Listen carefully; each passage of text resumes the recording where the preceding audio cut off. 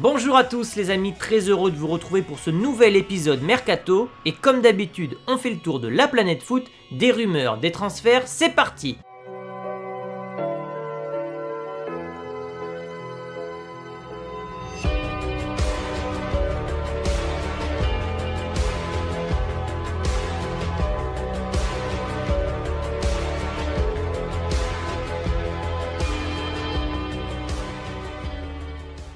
Habitude oblige, on commence par la Ligue 1. Le PSG est toujours sur le dossier Tonali. Info qui nous vient de Sky Italia. La nouvelle pépite italienne qui impressionne avec Brescia dispose d'un bon de sortie l'été prochain. Seulement voilà, le PSG n'est pas seul sur le dossier. On parle également de Manchester City, de la Juventus et de l'Inter. Leonardo et le PSG étaient déjà sur ce dossier l'été dernier. Est-ce que ça va leur permettre d'avoir un avantage sur les autres concurrents? Réponse cet été. En attendant, Brescia se frotte les mains car ils vont pouvoir faire augmenter les enchères. Toujours du côté du PSG, Leonardo qui a ouvert la porte à un départ de l'Uruguayen Cavani, j'en ai parlé hier. Conséquence, d'autres clubs sont intéressés par la venue de Cavani. Alors que l'Atlético Madrid était seul sur le dossier, voilà maintenant que Chelsea et Manchester United arrivent sur le marché pour arracher l'Uruguayen. L'équipe parle ce matin d'un transfert qui avoisinerait les 15 à 20 millions d'euros. Après, le dernier mot reviendra tout de même à Cavani qui devra choisir sa destination. Et on file maintenant du côté de Lyon. Ça y est, l'Olympique Lyonnais tient son premier remplaçant, Karl Toko Ekambi. Je vous en avais parlé il y a de cela 3 semaines. C'est officiel, il a rejoint l'Olympique Lyonnais. C'est un prêt payant.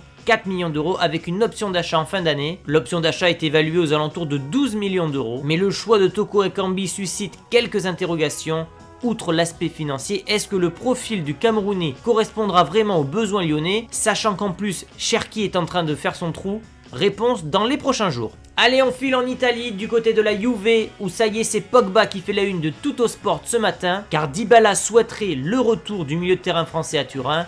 Paul et moi avons une très grande amitié, j'espère qu'on célébrera de nouveaux buts ensemble. La pioche ne sait toujours pas de quoi son avenir sera fait, mais un départ durant l'été prochain est plus que probable. On se dirige donc vers une guerre Madrid-Juve pour enrôler la pépite française. Et on va directement chez le concurrent interiste qui n'a pas terminé son mercato, c'est ce que nous informe le Quotidiano Sportivo. Après s'être attaché les services d'Ashley Young en provenance de Manchester, les interistes pourraient réaliser ce qu'on appelle un triplé de joueurs d'ici fin janvier. Victor Moses, le Nigérien, est arrivé à Milan ce mardi pour la visite médicale. On parle d'un prêt avec option d'achat, sachant qu'il était déjà prêté à Fenerbahçe par Chelsea. Les autres cibles de l'Inter, j'en ai déjà parlé dans les mercatos précédents, c'est évidemment Olivier Giroud et Eriksen. C'est toujours en négociation. On apprend ce matin par le Corriere dello Sport que tout est dans les mains des dirigeants londoniens concernant Eriksen. L'Inter Milan qui avait fait une nouvelle offre de 15 millions d'euros pour arracher le Danois. Et en parlant des Spurs, la transition est parfaite car selon El Chiringuito, Gareth Bale pourrait retrouver son ancien club, à savoir Tottenham. En effet, il y aurait eu une réunion entre Daniel Levy et Florentino Pérez pour évoquer le retour du Gallois du côté de Londres. Un départ cet hiver paraît compliqué, mais l'été prochain ça paraît plus que probable. Le Gallois est en difficulté du côté du Real,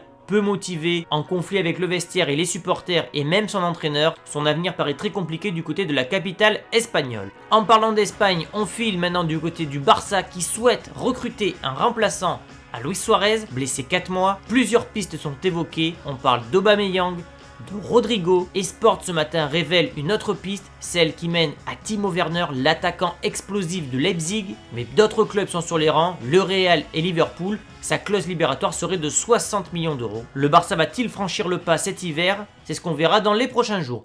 Voilà les amis ce qu'il fallait retenir de ce mardi 21 janvier. S'il y a d'autres rumeurs, d'autres transferts d'ici la fin de semaine, vous aurez droit à un nouvel épisode. En attendant, lâchez-moi un maximum de pouces bleus si vous aimez ces vidéos mercato, à vous abonner si ce n'est pas encore fait, et nous on se retrouve dès demain pour une nouvelle vidéo les amis. Ciao!